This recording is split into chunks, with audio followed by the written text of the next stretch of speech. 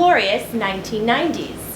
I'm Barbara Grizer, and the fabulous Paul Chamlin is at the piano. For those of you who weren't alive then and don't remember, there were only 5 TV channels, and everyone trusted Walter Cronkite and David Brinkley to present unbiased news. We'll try to bring you up to speed. And now, the equal opportunity offender himself, Marc Crawford Leavitt!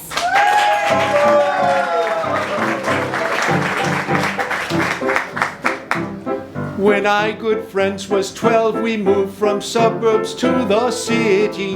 From lily white to rainbow hues, the change was strange but pretty.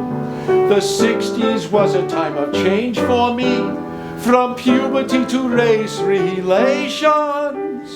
And I went to the High School of Music and Art to sing through my education. And he went to the High School of Music and Art to sing for his education. A group of West Side kids I joined as a bright-eyed political novice. Among these West Side kids was Jerry Nadler and Dick Morris, all anti-war and pro-free sex, the future we could not foretell. Now Jerry is a congressman and Dick sucked toes in a hotel. Now Jerry is a congressman and Dick sucked toes in a hotel. At Stony Brook I learned to see 2 sides to every story. Though preaching peace while fighting war, leaders wrap themselves in old glory. Supporting equal rights for women and blacks. It seemed like folks were often lying. And I directed how to succeed in business without really trying. So he directed how to succeed in business without really trying. When first I started Columbia Law, I'd an attitude fresh and hearty. I'd save the world and then do more. Oh yes, I was such a smarty. But I soon got bored with professorial talks from pedantically logical soothsayers. So I went to Barnard across the street, joined the Gilbert and Sullivan players. So he went to Barnard across the street, joined the Gilbert and Sullivan players. From G and S, I've throughout my life, I've learned so many lessons of paradox and littlest, hypocrisy and concessions. Some say the pen is mightier than the sword, but songs can deeper effect render. And now I feel I'm qualified as an equal opportunity offender. And now he feels he's qualified as an equal opportunity offender. Yes, now I can judge anyone I choose. Yes, now he can judge anyone he chooses. Many lyrics I will fudge, reputations I'll besmudge, as I lampoon and I judge anyone I choose.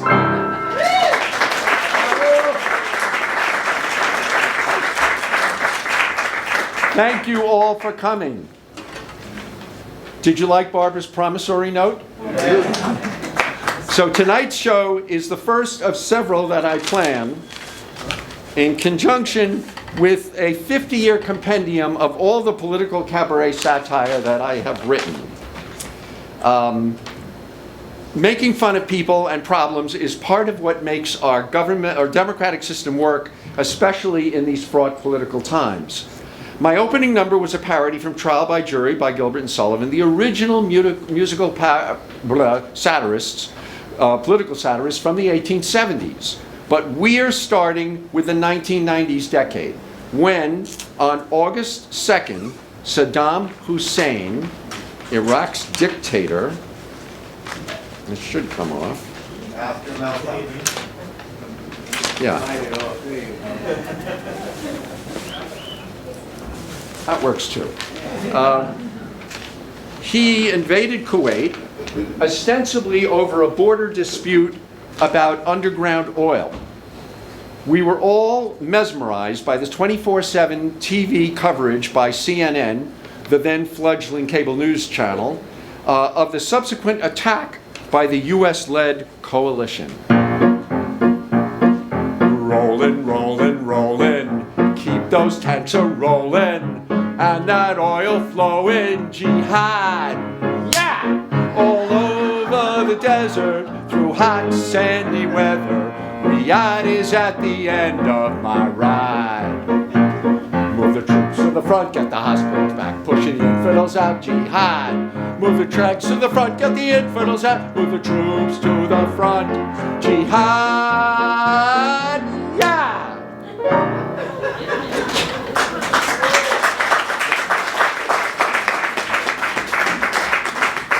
And here's President George Bush in the White House singing a lullaby to his son W, who was 45 at the time.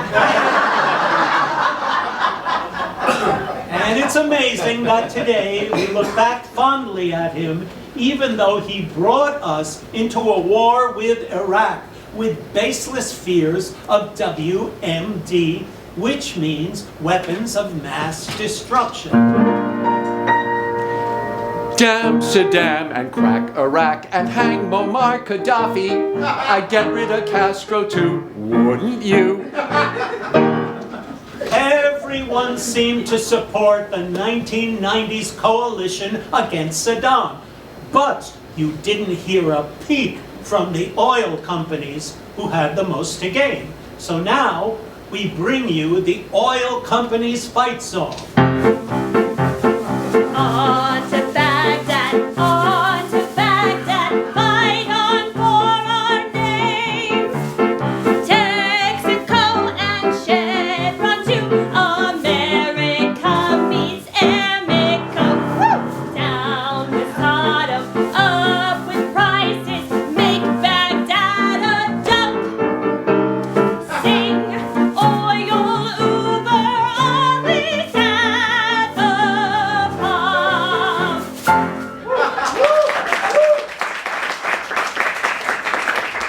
Saddam's army and elite Revolutionary Guard were decimated and forced to retreat to Baghdad with their tail between their legs, and thousands left dead on the roadsides. Who's sorry now? Who's sorry now?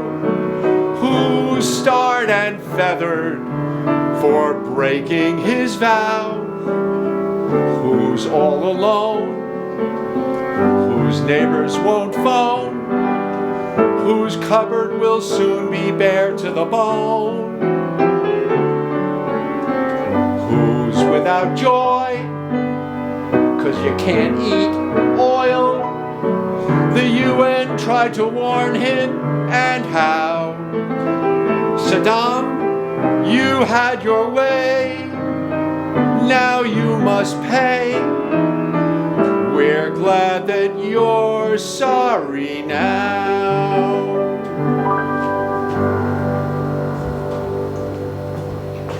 Am I supposed to talk now?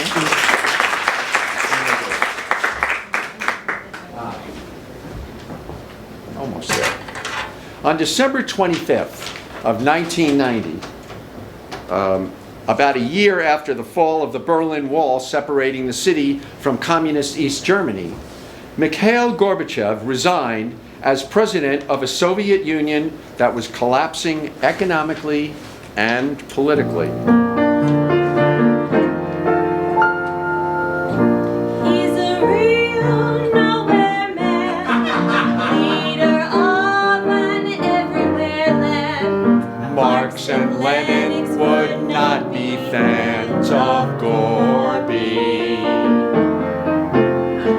Doesn't have East Germany, Poland, Czechoslovakia, Latvia, Lithuania, Albania, Moldova, Kazakhstan, Kyrgyzstan, Uzbekistan, Turkmenistan, Ukraine, and Hungary.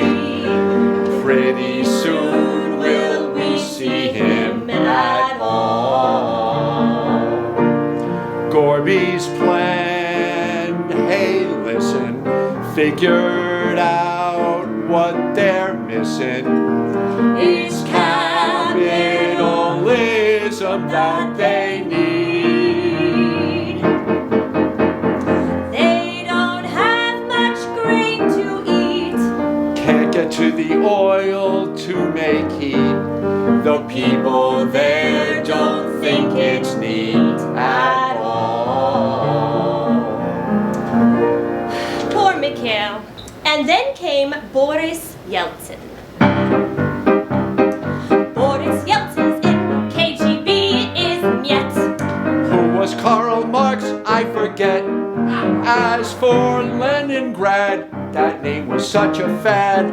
Now they call it St. Petersburg, you bet. Gorbachev is out 'cause his bank was broke. Communism now is a joke. Bush will sell them wheat so they have grain to eat. And they all will drink vodka with our Coke.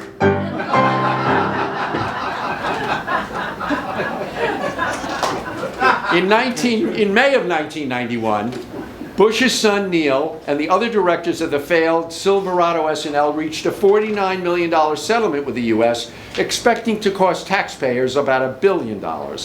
This was just as Americans were starting to forget about corrupt Panamanian General Manuel Noriega and the Nicaraguan Contra scandal.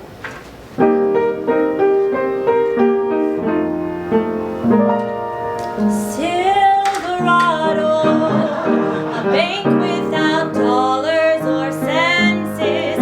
Its directors' defenses are all null and void. Silverado, no bed of roses, only thorn bushes. Its financial mush is making the president annoyed. As the former head of the CIA, George kept his nose clean, not bloody. And as VP, he held his chips. Then came Colonel North and the Contra Force, and a campaign that got muddy. Still the public read his lips. Silverado, it doesn't sound much like Watergate, but if there's anything that voters hate, it's robbing the till. George has been lucky from Noriega to Eastern Europe, but maybe his time's up paying Silverado's bill.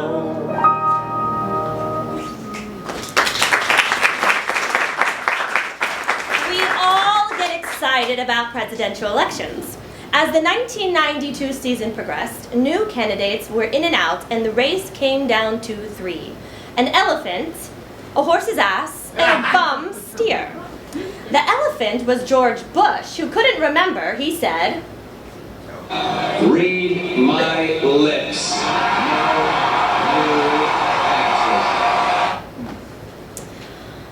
The horse's ass was Bill Clinton-faced governor from Arkansas, and the bum steer was Ross Perot, eccentric Texas businessman who sold electronic data systems to General Motors for billions.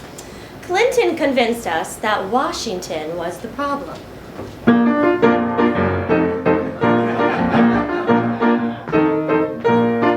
I come from the rock that's little.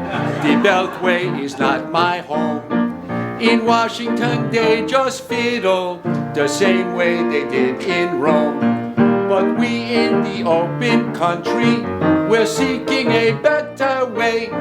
We work on the people's problems, one on one and day to day. 'Cause I'm from out of D.C., out of D.C.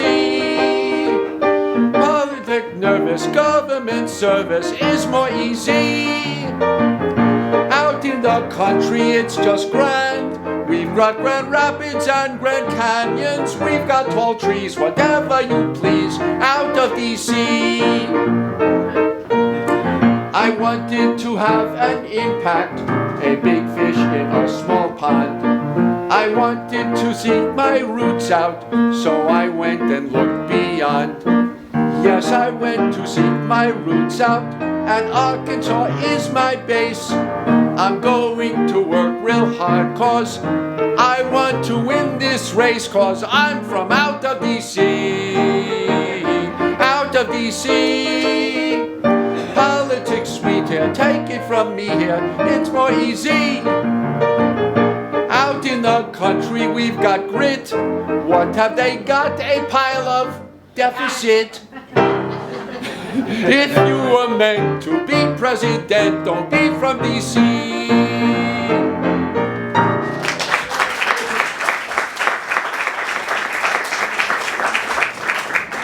Bill met his dynamic wife Hillary at law school, where he admitted to smoking marijuana, but he said he didn't inhale. In the campaign, Hillary awkwardly had to address multiple rumors of his infidelity.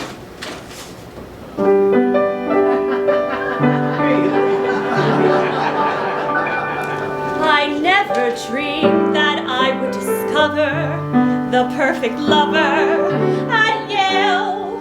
I went there to learn power, legal method, and how to inhale. Pro-choice and anti-war was I, but so glad that to girls the draft did not apply. All the boys were just after you know what. Do they care for what really matters? Not. Then along came Bill, an extraordinary boy, with passion only matched with fierce ambition. His southern grace, his Elvis face, a man with such vision, I joined in his mission to be number one, democracy's own son, a job to fill. We wanted to really change the world just by electing Bill. And he's still my Bill. And oh, if looks could kill, he specialized in all those acts of compromise. I should have guessed, as we undressed, his favorite position of all would be missionary. Ah, such fun, and I'll be number one on Capitol Hill. I want power, and I will have it all when they elect my Bill.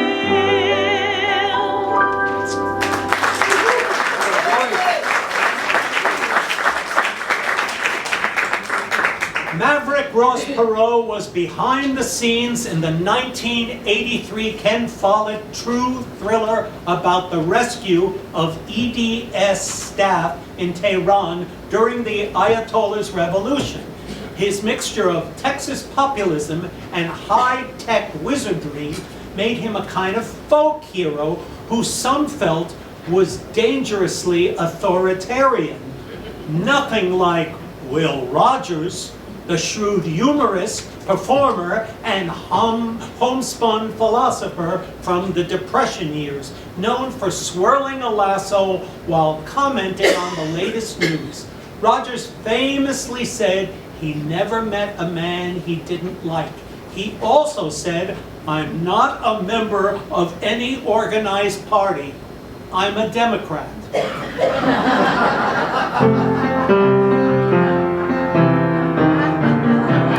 Met a man I couldn't sack, highfalutin pal or blue chip schmo, 'cause I know most folks are not to bribe.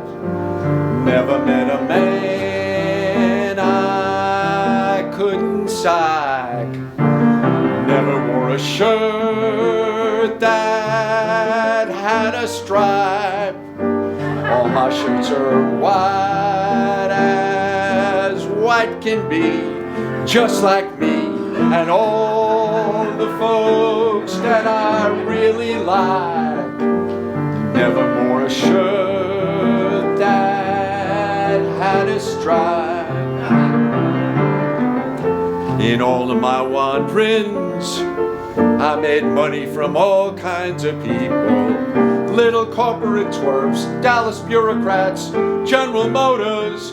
Now the voters will have the chance to elect me and make it all right.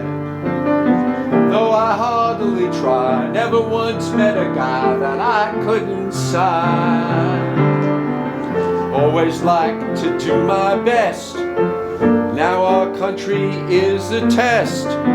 If you people help me win, I'll clear up the mess we're in. Just park your civil rights at the door. You won't need them anymore. 'Cause just like my shirts are white, I'll tell you what is right. Monarchy, republic,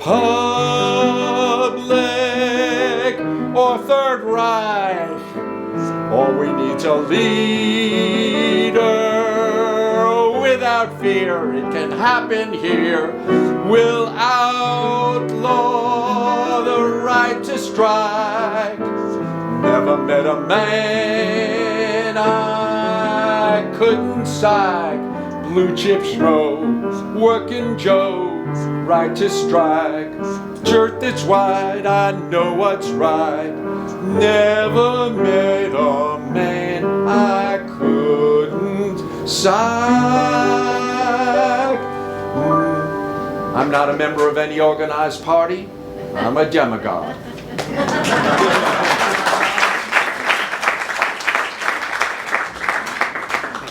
As the campaign progressed, Bush knew he was in trouble on many fronts, including that his vice president, Dan Quayle, couldn't spell potato.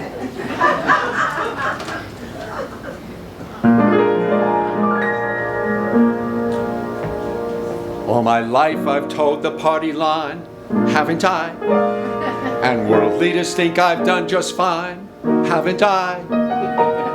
Oh, I've won the Cold War, and in general I've acted stately.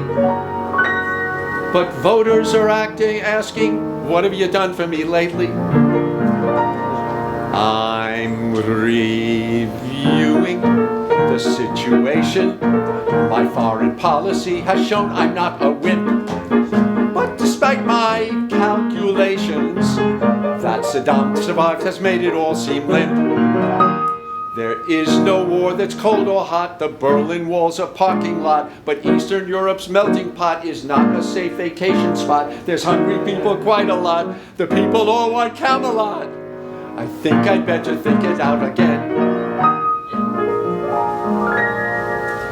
Everyone who's not sick needs to work.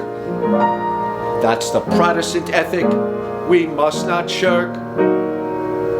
I don't understand why everyone can't just go get a job. Why, if even Dan Quayle can find one, so can any slob.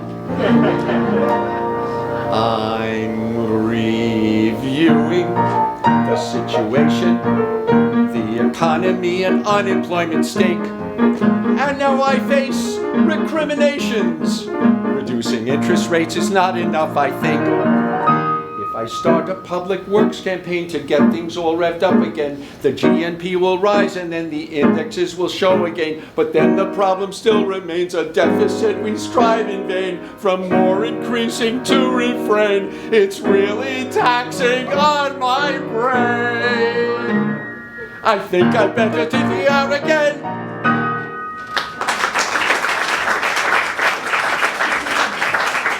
Although Perot got the most third-party votes ever, almost 20 million, it was only 19% compared with Clinton's 43 and Bush's 37.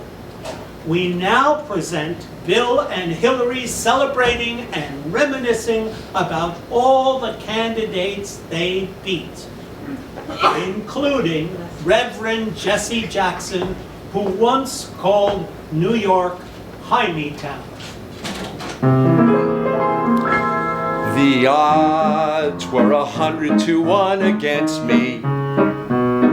The Pauls thought the heights were too high to climb.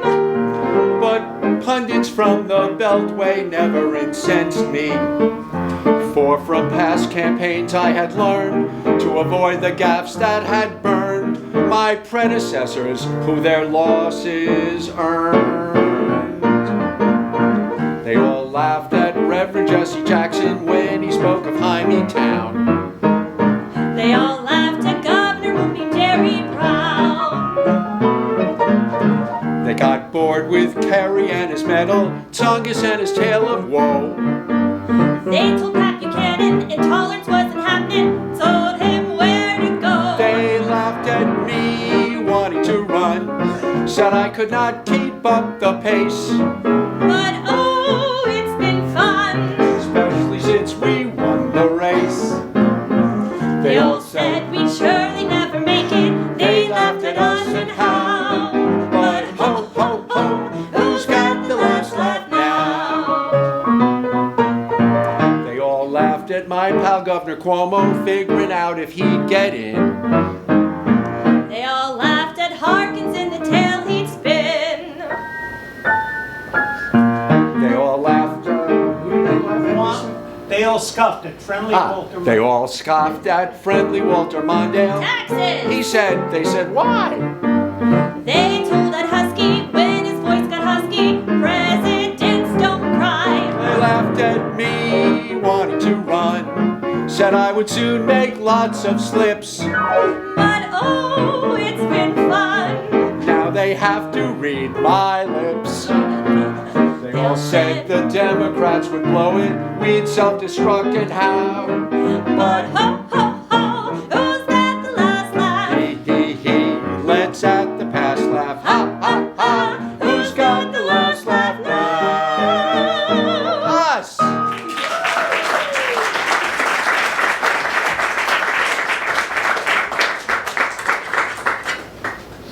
So before we continue, I want to give a shout out to my fellow parody satirist, Paul Minkoff. Paul, where are you? He's here. Paul and I performed in 1992 on Broadway in Elmhurst, Queens. In a show that featured some of the songs you've just heard. Paul satirized the 1991 Supreme Court confirmation hearing for Clarence Thomas to another Gershwin song. You may recall that Professor Anita Hill accused Thomas of sexual harassment when he was her supervisor at a governmental agency, including weirdly reportedly asking, "Who has put pubic hair on my Coke?" Here's a squib of that song. They all laughed. No. I like Judge Thomas. That's not the right song. I'll be there in a minute. Okay, here we go. I like Judge Thomas. I the professor. She's lying, I promise. She needs a confessor. Thomas, professor. Who's the transgressor? Let's turn the TV off. I like things civil, not like these shenanigans. They're talking drivel about that cocaine again. Shenanigan, can again. It's the fan again. Let's turn the TV off. Thanks, Paul.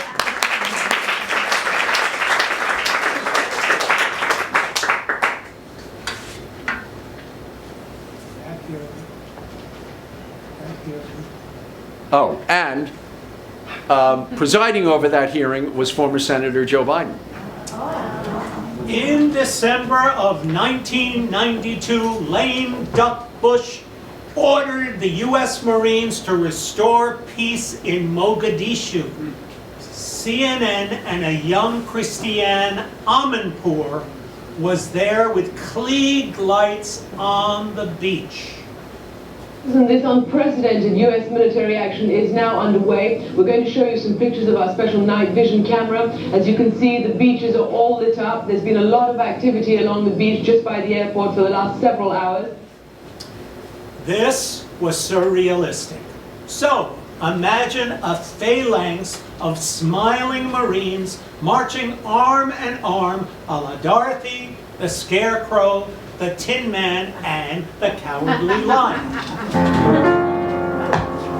We're off to help Somalia, the land that forgot about laws. We hear they've got a hell of a mess, one that the world abhors. Because from the people's hungry jaws, the warlords took what food there was. The situation awes, no time for snores. We'll take all the guns from the warlords' paws. We're off to feed Somalia, To hope will open the doors.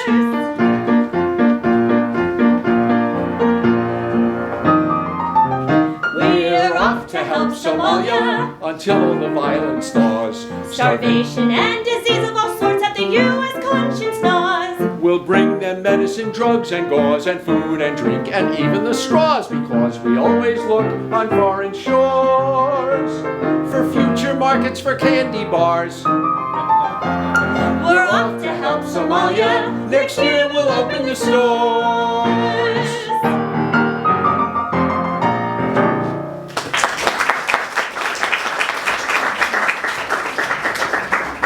The Middle East can continue to be a chaotic and violent competition between different groups. Now, here's Mark as an Orthodox Jew in Israel.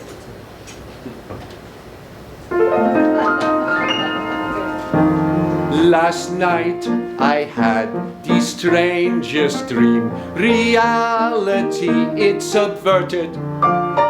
I dreamed Saddam got on TV and announced to all he'd converted.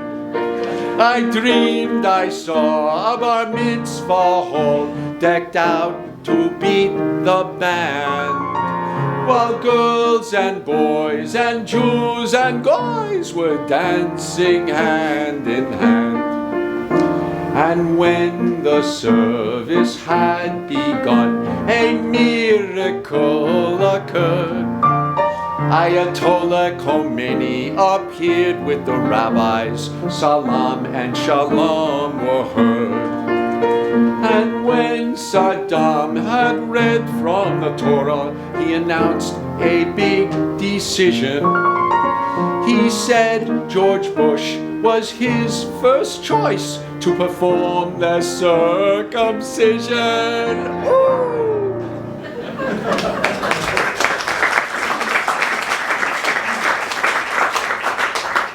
In December of 1993, the first Oslo Accord was signed between Israel and the PLO, a hopeful step on the road to peace. But the conservative Likud party in Israel didn't welcome Palestinians. Don't consider yourselves at home. Don't consider yourselves part of the family. We've hated you for so long. It's clear we'll never get along. Get rid of your dreams of a state. A lousy idea, if I've ever heard of one. There isn't a plot to spare. Who cares?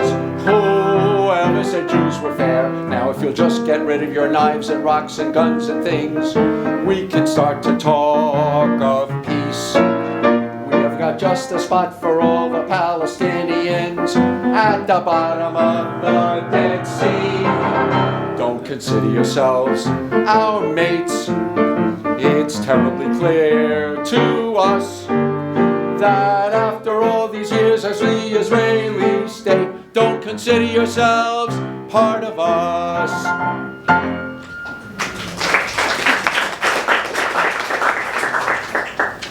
And the Palestinian response, often by suicide bombers, sounded like this.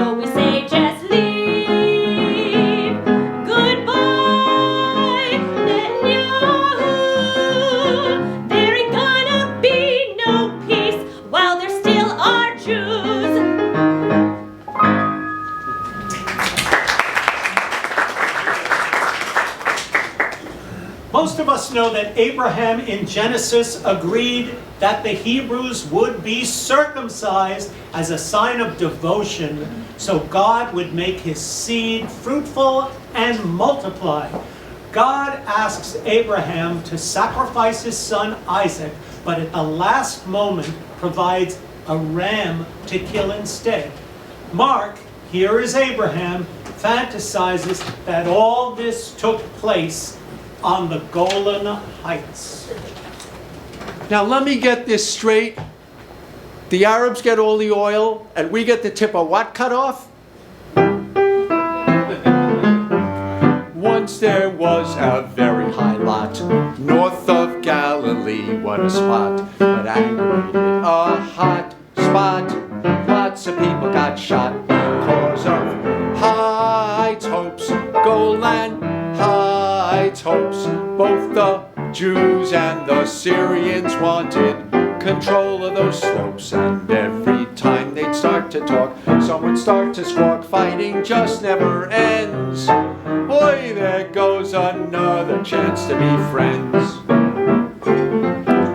First the Arabs started a war, then another on Yom Kippur. Why did they start those wars for?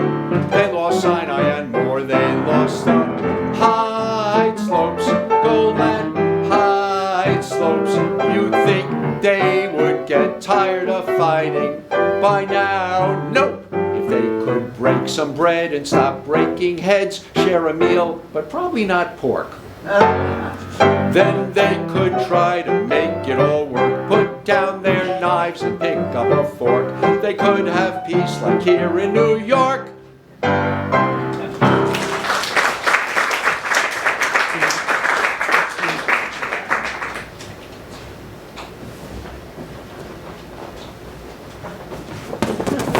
Whoa.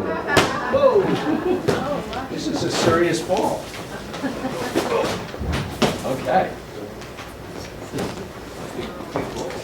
So, the Cold War may have been over, but a new worldwide conflict with radical Islam was becoming more evident than ever, even as the wealthy Arab states were throwing the Palestinians under the bus. When I sang the next song in 1993 at a fundraiser for Mark Green's campaign to be the first New York City public advocate, I tossed this beach ball around the audience.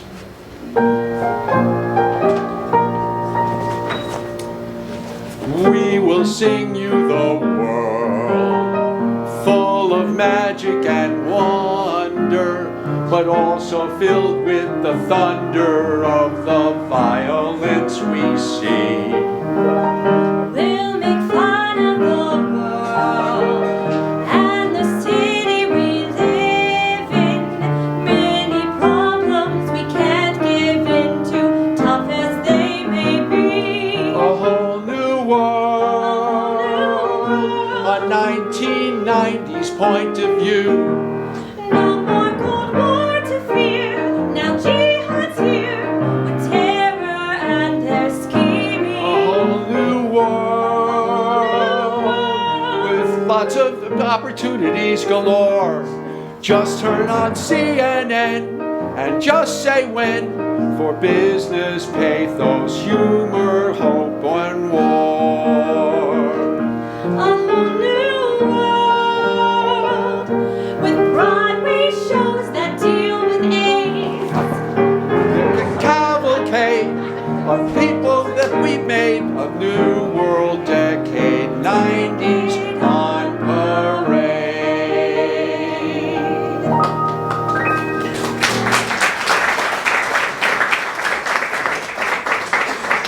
So religious and racial intolerance and fanaticism have existed for millennia.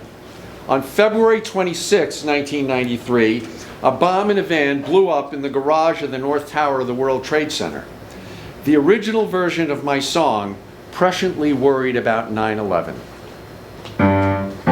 Holy war is a misnomer, yet from the days of the Bible and Homer, we've been teaching our kids that it's okay to kill for the glory of God. From Moses and Joshua in the land we've excused all of the killing and maiming. The Crusaders showed the Turk how to turn the other cheek, and the golden rule is on. Now I think it's up to each and every one of us. If we don't want the trade center to fall onto us, gotta make sure the kids of every one of us feel love no matter who they are. The Taliban are acting rotten when they hurt folks for just plotting to teach girls love in God's name. Jehovah, Buddha, Jesus, or Allah, if you take the wafer or eat challah, gotta believe that it's all the same. Join in if you remember. Holy war is a misnomer, yet from the days of the Bible and Homer, we've been teaching our kids that it's okay to kill for the glory of God. Oh yeah, from Moses and Joshua in the land of Canaan, we've excused all of the killing and maiming. The Crusaders showed the Turk how to turn the other cheek, and the golden rule is on. Now in Kashmir, the Muslims, Sikhs, and Hindus are fighting just to see which one can win. Do you think God loves one more? It's akin to children squabbling in the backyard.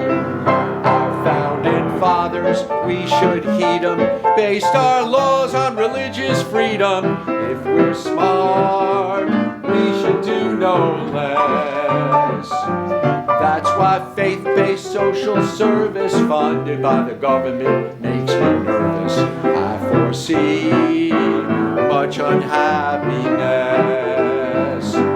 Holy war, yeah, from the days of the Bible and Homer, we've been teaching our kids that it's okay to kill for the glory of God. Oh, yeah. From Moses and Joshua in the land of Canaan, we've excused all of the killing and maiming. The Crusaders showed the Turk how to turn the other cheek, and the golden rule is on. Take it away, bye. Man, the golden rule is on. Amen.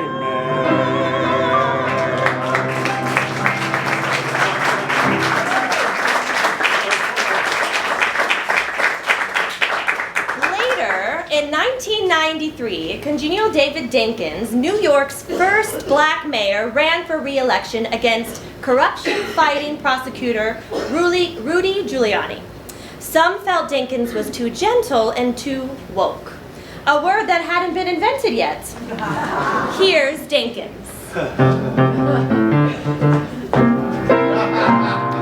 I am Mayor Dinkadoo, David Dinkadoo. I love you. Black or white or yellow, you should love each other too, just like I love you. As leader of the rainbow, I know just what to do, but until the color blend improves, we need a lot more blue. Oh, I am Mayor Dinkadoo, David Dinkadoo. I love you. Mwah!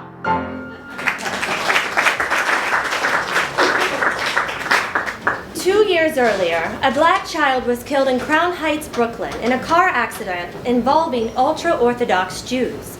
Days of rioting, violence, and looting undermined public confidence in Dinkins. Giuliani capitalized on this, while many felt he had no heart. Here's a riddle.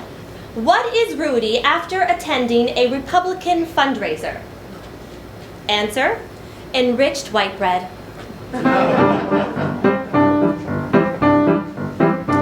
I'm tough, extraordinarily tough. My theme cannot be said enough. I'm tough. When things get rough, I do not try to bluff. I throw all of the bad people in jail because I'm tough.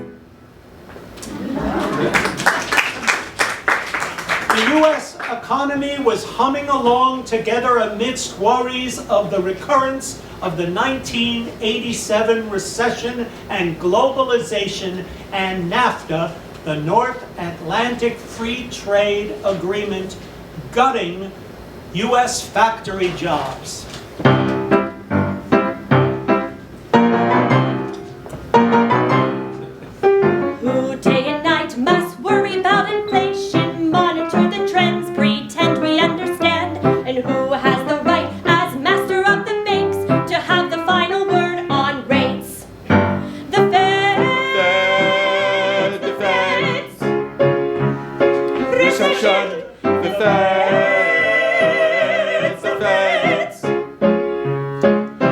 Recession.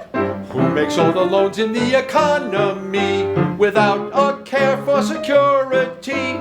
'Cause we're all insured by the FDIC, and still we're free to pay ourselves big bucks. The bankers, the bankers. Recession, the bankers, the bankers. Recession. We watch the Dow so carefully. If it reached 3,000, we sell.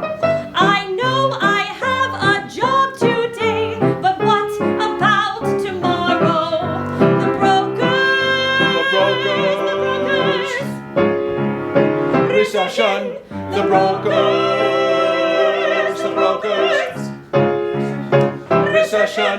And who do voters blame when unemployment swells? Just because presidential policy may send them all to the poorhouse. The president, the president. Recession, the president, the president. Recession. Who makes all the loans in the economy without a care for security? Cause we're all insured by the FDIC, and still we're free to pay ourselves big bucks. The brokers, the bankers. Recession, the bankers, the president. Recession.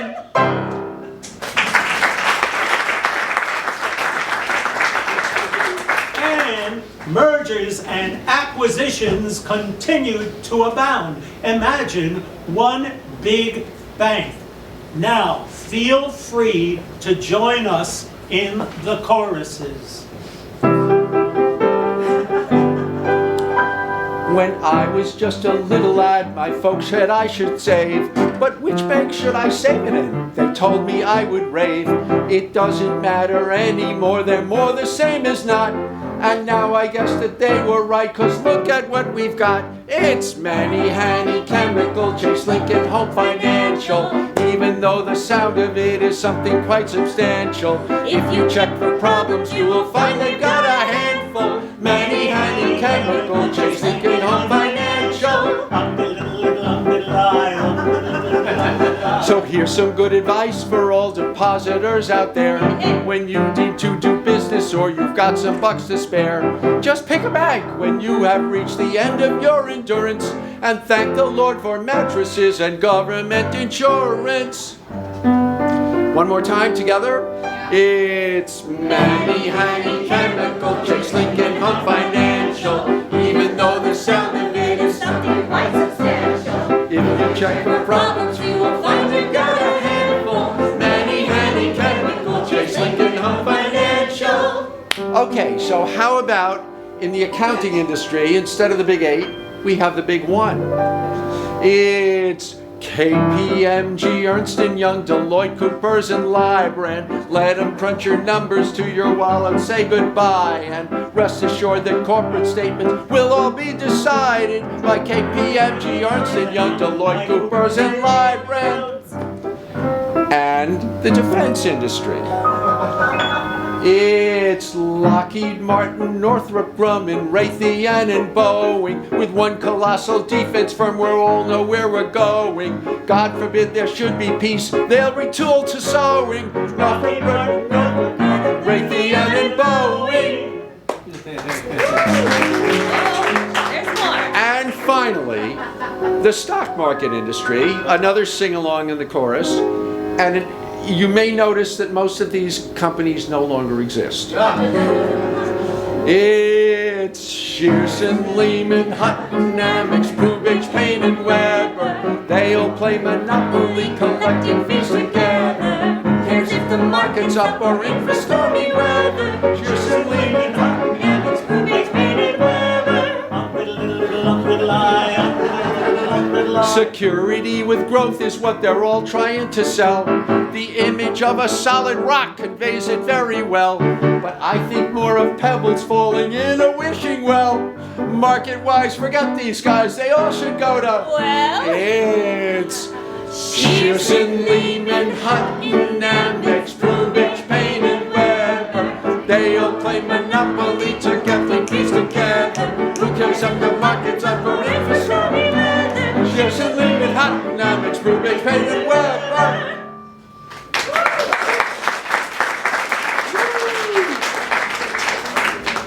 Meanwhile, the invasion of big box stores was putting mom and pop stores of America's main streets out of business.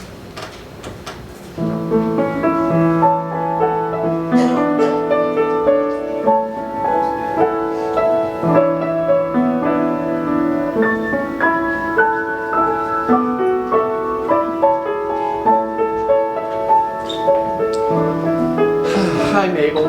Hi, Billy. Should we tell them this story about your folks? Let's tell them. Where have mom and pop stores gone? Long time passing. Where have mom and pop stores gone? Like long ago. Where values from the past occur. Gone in the chain store massacre. When will they ever learn? Oh, when will they ever learn? Papa was an immigrant in a different age. Worked to raise a family and for a decent wage. Mom and Papa bought a shop. They worked hard to build it up. 'Cause Mom and Papa learned that fairness grows in returns. Together. Join us. Where have Mom and Pop stores gone? Long time passing. Where have Mom and Pop stores gone? Like long ago. Where values from the past occurred. Gone in the chain store massacre. When will they ever learn? Oh, when will they ever learn? Then tell them what happened.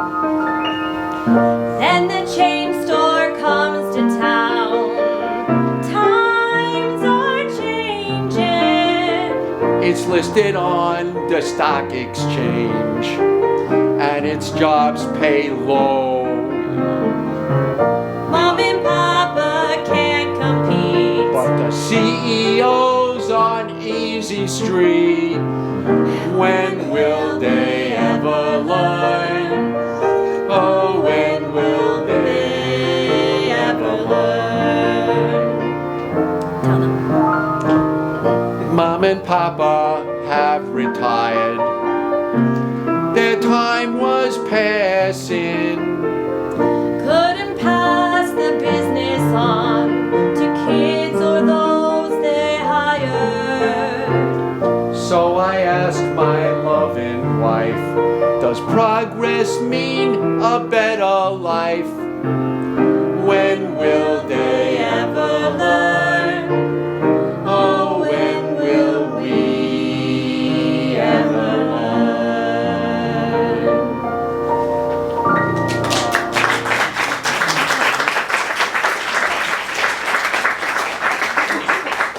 From 1992 to 95, what used to be Yugoslavia was in turmoil, with Serbia taking over much of Bosnia with the massacre of thousands in Srebrenica, until NATO finally imposed a settlement with airstrikes.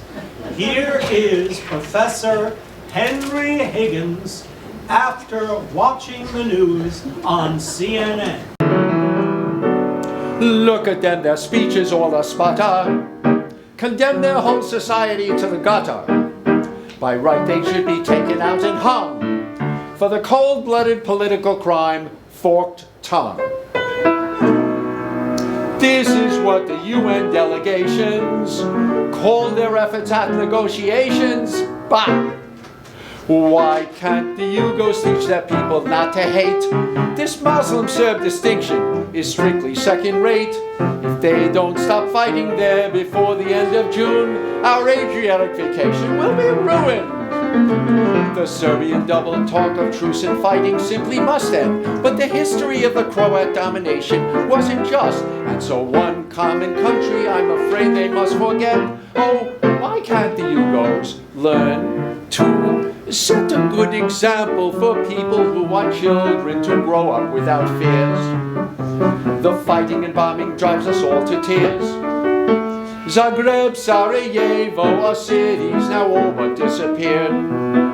Sure glad they didn't have the Olympics there this year. Why can't the UN stop the Yugos from the killing? Or can it only function when the US is willing? In the Middle East, it seems they're finally making some headway. Of course, with America leading Desert Storm, we have to kill the bastards to have peace.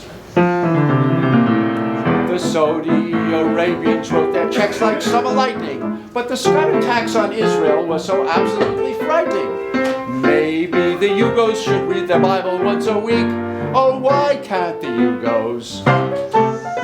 Why can't the Yugos turn the other cheek?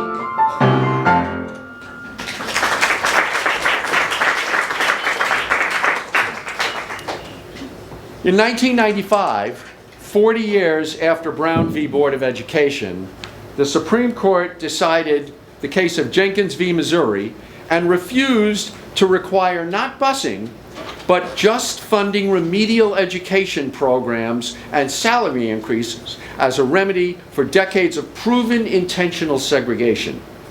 Clarence Thomas essentially said, there's nothing wrong with separate but equal. It's forced separate but equal that's wrong.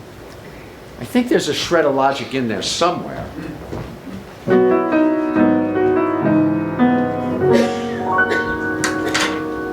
Colored folks then, now it's Afro-American. Separate schools for them blacks, white said. Separate but equal, said Plessy v. Ferguson. Not put to rest till the judgment day. When Brown v. Board in 54 said separate but equal ain't no more. Bust those kids so all can read and do it with all deliberate speed. Lots of folks fought to have integration. Marshall in court, Evers on the land. Now in the court we've got Clarence Thomas saying, no problem, I don't understand. Brown v. Board, yes, Brown v. Board. It once meant something, but now it means nothing. And segregation, it just keeps rolling along. Don't burn crosses, we don't need axes, we just fund schools with unequal taxes, and segregation, it just keeps rolling along. You and me, we really care, we give a damn, we want what's fair. Every kid, we swear, can learn. But when it gets tough, our backs we turn. I get weary, 'cause kids don't matter. Our schools grow sicker, the rich grow fatter, and segregation, it just keeps rolling along.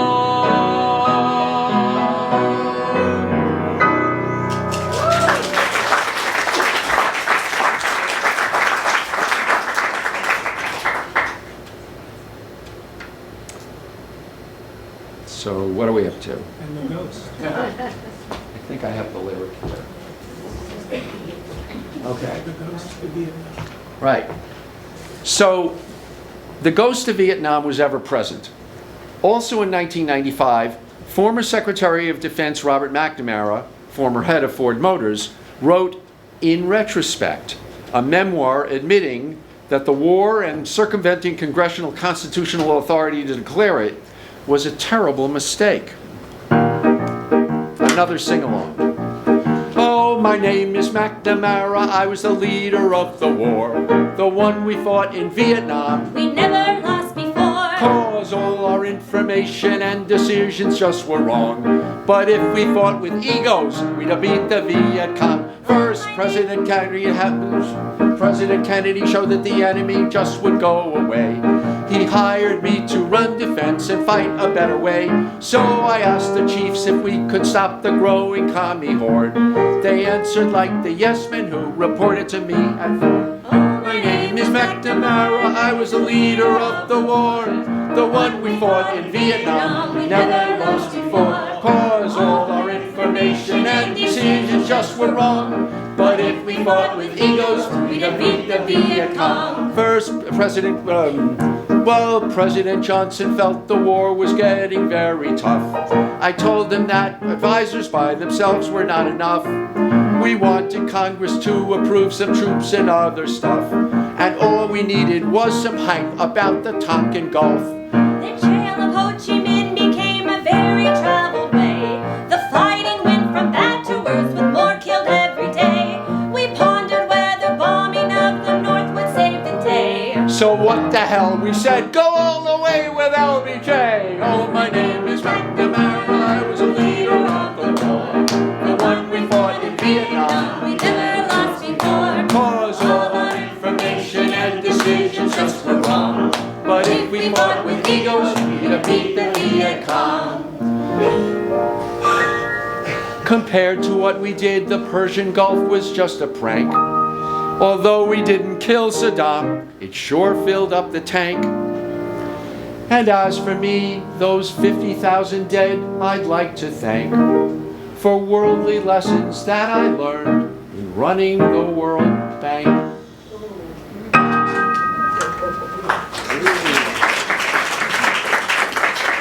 In 1996, various candidates considered running against Clinton, including Colin Powell, the black general who was chairman of the Joint Chiefs of Staff.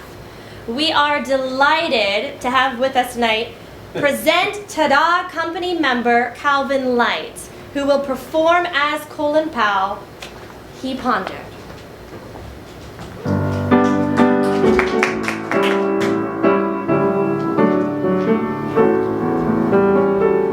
Tonight you're mine completely.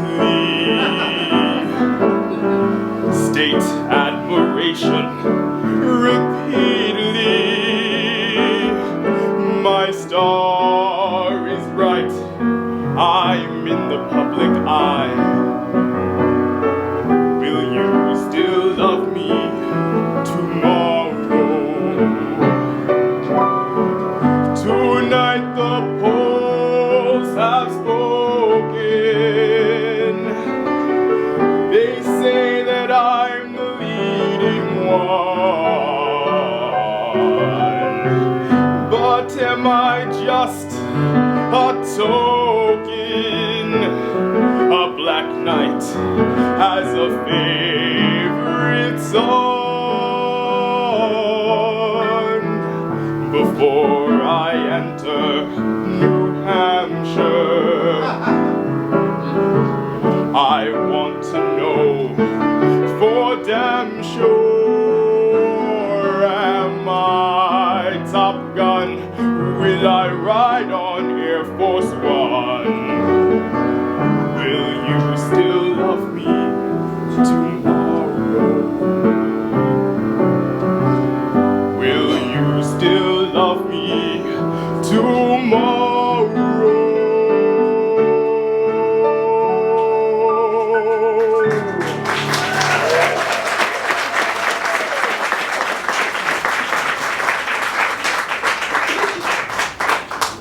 Other Republicans just seemed anti-government and mean and nasty. Senate leader Bob Dole became the consensus candidate, and he chose Congressman Jack Kemp, a former football star, for VP. The Republicans ran for president. They were rich, unlike the rest of us. They were all for family values, which were all for our own good. There was Dole and Pat Buchanan. There was Graham, Forbes, and Alexander. And they all sounded so mean and nasty, and their campaigns were the same. Then New Hampshire had a primary, and the winner was a big surprise. All the regular Republicans were aghast at Buchanan's might. Bad ideas, he raises fears, he's protectionist and a radical, so they all turned against him. In their hearts, he was far too right. But then Dole did beat Buchanan, and Graham, Forbes, and Alexander started sounding so much calmer, so relaxed, so very tame. But the question for the summer was just what would he talk about? Not abortion, not Bosnia. How about football? What a game.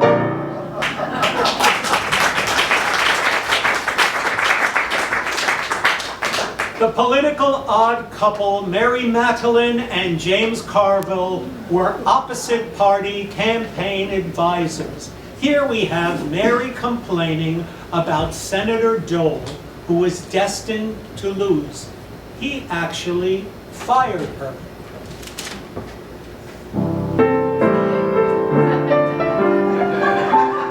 Well, I thought it might be fun to spice up the Republican campaign this year, but alas, my story is much too sad to be told.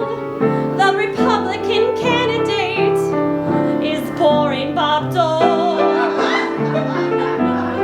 I see no excitement at all in this race, so I figured a strategy which would counter the old ennui. Though I tried, it was not to be. I quit in disgrace, or rather disgust. I get a kick from campaigns, a great debate full of hate. I can't wait, but this race is stopping me cold. Why? 'Cause the candidate is Bob Dole. 92 was more fun. My hubby wrote Clinton's game, despite the fact he was a Democrat. The thrill of the combat beat the game. Yes! I get a kick from campaigns. I get a kick every time at Buchanan. That loose cannon spouts off. And when the GOP powers that be, oh how those old Boy Scouts scoff. Only one question remains. What do I do now that Dole said screw you? Do I cry boo-hoo-hoo? Nah, they're lost. Oh hey, I know what. I'll join with Ross.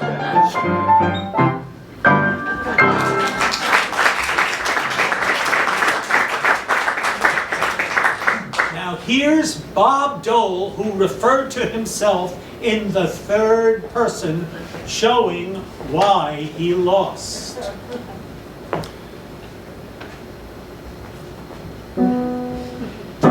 Regulate, just try to educate. Don't regulate, just try to educate. Don't Now, all of you voters out there, Bob Dole says, just say no to tobacco, 'cause it's not healthy is why. you smoke, it's no joke. You'll get sick and then you'll die.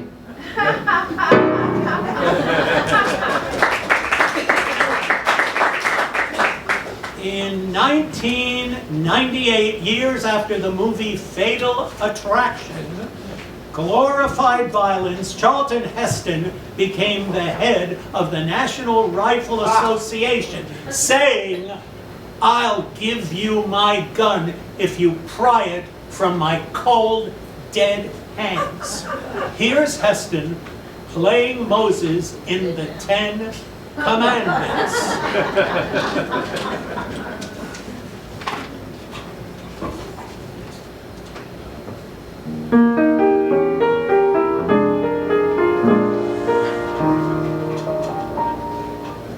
Let my people go. Wrong script.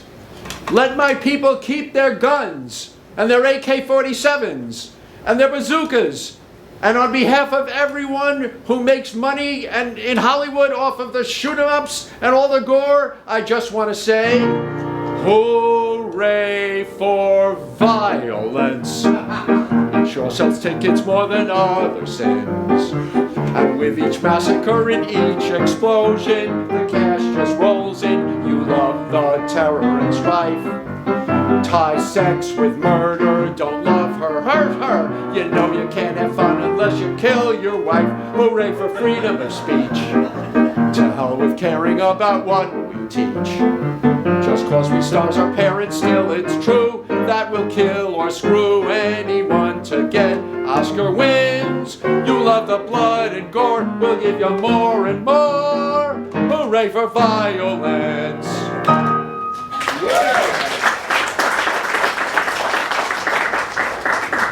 For many reasons, going well beyond the Monica Lewinsky sex scandal, many people were becoming disenchanted with Bill Clinton's know-it-all presidential attitude. Years later, many felt his three strikes you're out anti-crime policy unfairly incarcerated a generation of minorities. As to world agriculture policy, even Clinton himself admitted he was wrong. It may have been good for some of my farmers in Arkansas, but it has not worked. It was a mistake. I did that. I had to live every day with the consequences of the lost capacity to produce a rice crop in Haiti to feed those people.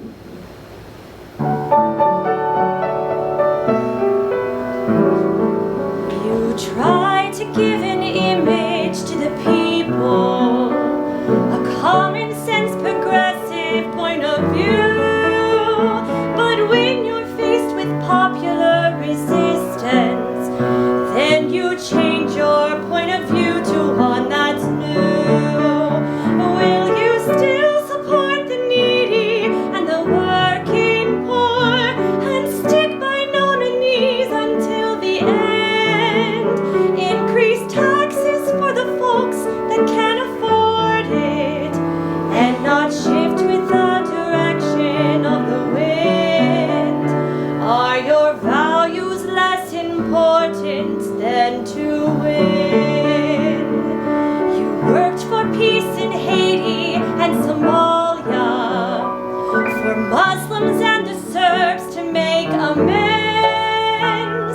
But how to foster peace in hostile regions can't be, let's take a poll, 'cause it depends.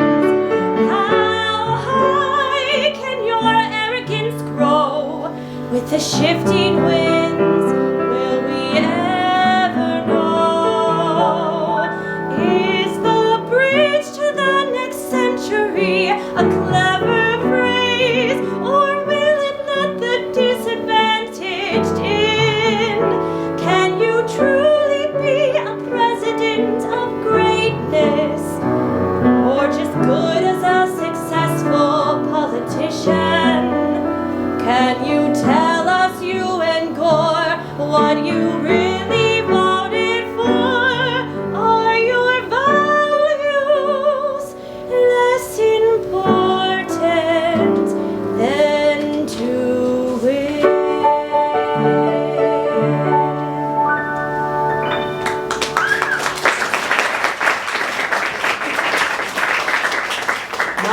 9/11 hadn't happened yet, but just imagine if Osama bin Laden had come to New York City to scout out the scene.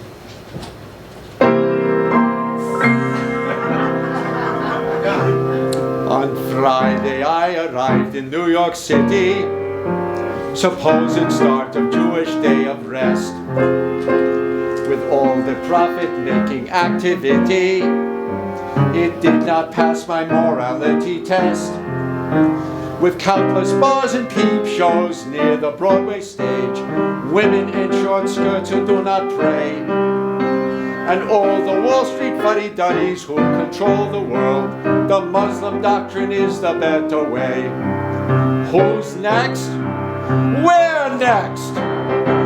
Everything's so corrupt in New York City.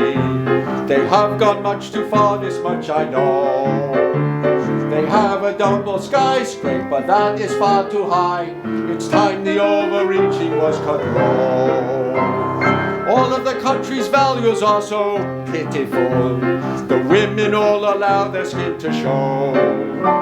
Conspicuous consumption by the masses and elite. They all drive SUVs, although the poorest do not eat. The children only study what they watch on MTV. They've gone about as far as they can go. It's time the overreaching was cut low. Everything's so corrupt in New York City. Hypocrisy is everywhere you go. The Holy Church of Trinity is near the stock exchange. They worship only gold, but if you steal, they're full of rage. But only ones with darker skin are people that they cage. They've gone about as far as they can go. It's time the overreaching was cut low.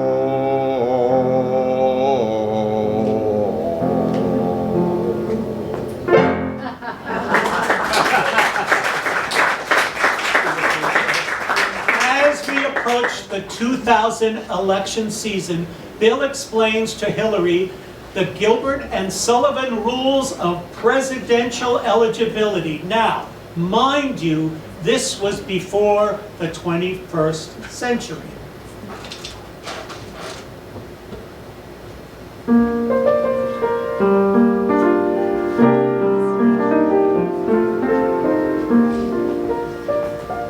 Couldn't find my hat.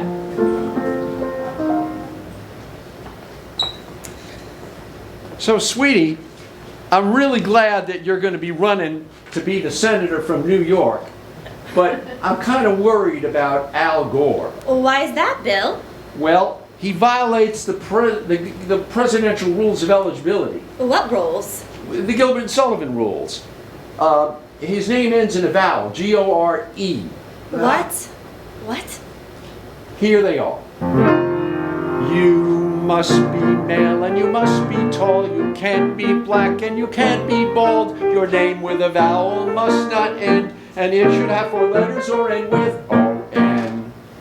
So here's how it works. You have Washington, Jefferson, Madison, Paul... Well, wait. What about John Adams? That's 5 letters? Sweetie, his son was president also. There were 2 of them. It's just the plural. Tell me the rules again. You must be male and you must be tall. You can't be black and you can't be bald. Your name with a vowel must not end, and it should have 4 letters or end with O-N. I see. Well, what about Jimmy Carter? Well, that's the big smile exception. Got it. And FDR? Well, there's an exception because he was elected 4 times. Oh, well, what about Reagan? Sweetie, Reagan was not very bright. He didn't know how to spell his own name. It really ended in O-N. Okay.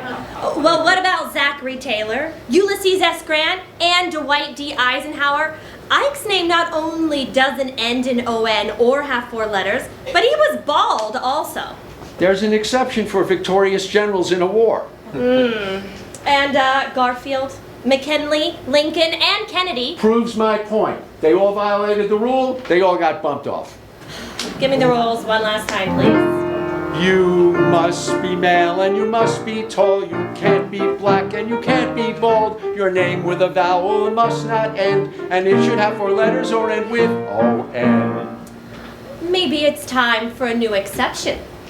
And what might that be, sweetie? The former First Lady exception.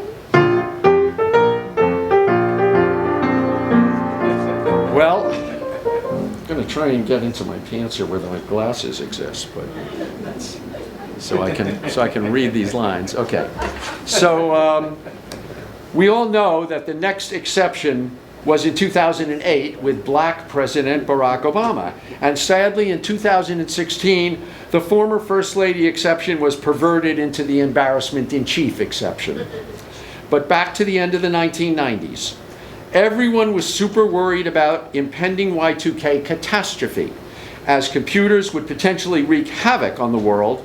And before we sing our final song about that, I want to thank the many people who helped this show to happen. So I want to thank Tada, Nina, where are you here? Way back here. Okay, she's way back there. I want to thank Nina. So, as you can tell, both from hearing Calvin perform and everything you see, Tada is just like the best thing ever, and I am so happy to be here. And I'm encouraging all of you to consider, in lieu of a birthday present, a contribution to Tada or the Jackson Heights Immigrant Center. They could really use it for all kinds of good things. And I want to thank the Tada staffers, Jeremiah and Grantlin, and then my nephew Matt Santoro for organizing this wonderful screening and our programs, and Matt Sahat and Nathaniel Sahadi for recording this. And I want you to hold your applause about the performers who you'll get to applaud after our finale. But I do want to thank so much Calvin Light Jr. Of Tada, and who has an auspicious career that he's just at the beginning of, as we can all tell. And Barbara Grizer, who will be performing the lead role in La Boheme in Vienna in July. And Paul Chamlin, who you can hear at Chez Josephine restaurant on West 42nd Street on Tuesday nights and other places. And now, for the end of the 20th century.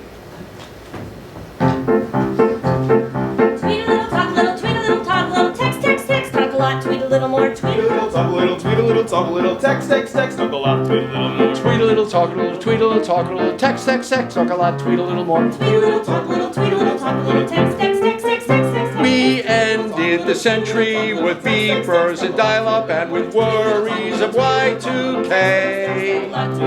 Diskettes, floppy drives, flip phones, terrorism, O.J. Simpson, Clinton's Chisholm. The 90s were such a mess.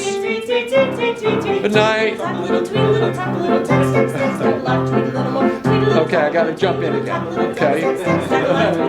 Tweet a little, talk a little, tweet a little, talk a little, text, text, text, talk a lot, tweet a little more. Tweet a little, talk a little, tweet a little, talk a little, tweet, tweet, tweet, tweet, tweet. The tech revolution created confusion. When the ball dropped, we'd all be dead. Fires, explosions, data loss. Good night, 90s. Hope for world peace. Praying on our knees. We need King and Gandhi now.